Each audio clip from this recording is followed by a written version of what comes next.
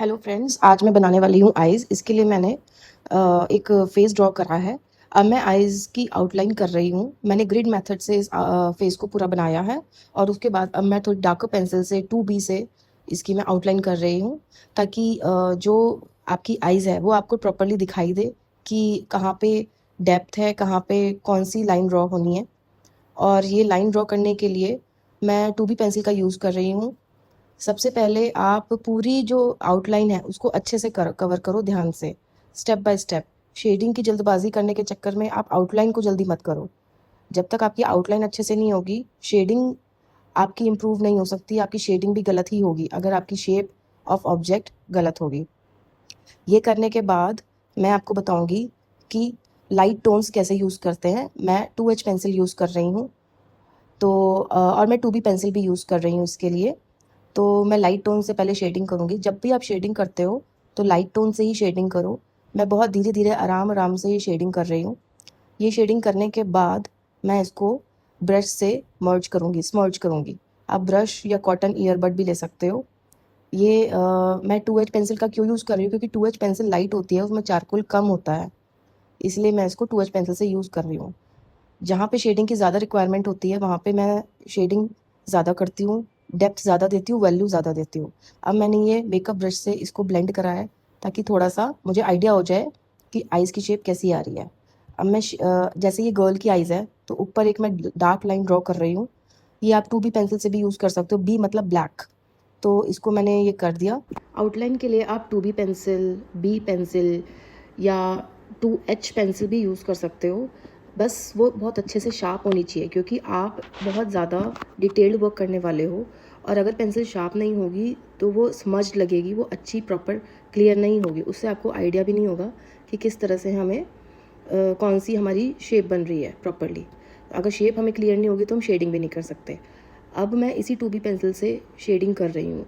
ये मैं light shading ही कर रही हूँ। डार्क शेडिंग करने से पहले आप लाइट शेडिंग करो ताकि आपको आइडिया हो जाए, और उसके बाद आप उसमें डेप्थ डालो, उसमें वैल्यू ज़्यादा ऐड करो। तो आइज़ में जो है, ये जो आई बॉल है, इसकी आउटलाइन मैंने डार्क से करी है और शेडिंग करी है। फिर मैंने मेकअप ब्रश से इसको स्मज करा है। स्मजिंग आप बहुत अच्छे से करो, आराम से करो, ताकि जो पेंसिल के टेक्सचर है वो हटकर एक स्मूथ टेक्सचर बन जाए। चाहे आप मेकअप ब्रश यूज़ करो, चाहे आप ईयरबड यूज़ करो, वो बहुत अच्छे से होना चाहिए। देखो अब आप रियलिस्टिक थोड़ा सा लुक आने लगा है। उसके बाद मैं एक बार चेक करूँगी कि जो मैंने बनाया है वो परफेक्टली बना है कि नहीं बना है, रेफरेंस पिक्चर देखकर। अब मैं एक ईयरबड लूँगी और इसको और अच्छे से स्मज करने की कोशिश करूँगी। स्मजिंग, अगर आप इस पिक्चर को जूम करके देखोगे तो आपको ज़्यादा क्लियर पता चलेगा कि जब मैं ईयरबड से शेडिंग कर रही हूँ, स्मर्ज कर रही हूँ, तो कितना अच्छे से इफ़ेक्ट आ रहा है।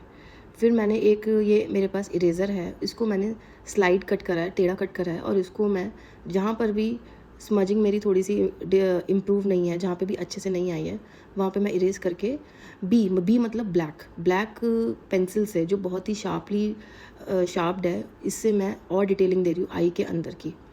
ये डिटेलिंग देने के बाद मैं इसमें और इरेजर से इसमें हाइलाइटिंग दूंगी। हाइलाइटिंग बहुत ज़रूरी होती है अगर आप कोई भी पोर्ट्रेट स्केच या रियलिस्टिक स्केच बना रहे हो। उससे एकदम जो स्केच होता है वो एकदम रियलिस्टिक लगता है, और आपकी जो सारा भी आपने मेहनत करी होती है वो एकदम नज़र आती है हाइलाइटिंग से। ये मैंने अब कर लिया है। अब इसके बाद मैं 8B पेंसिल से आउटलाइन करूँगी और जो भी डार्कर एरिया है उसको वैल्यू दूँगी।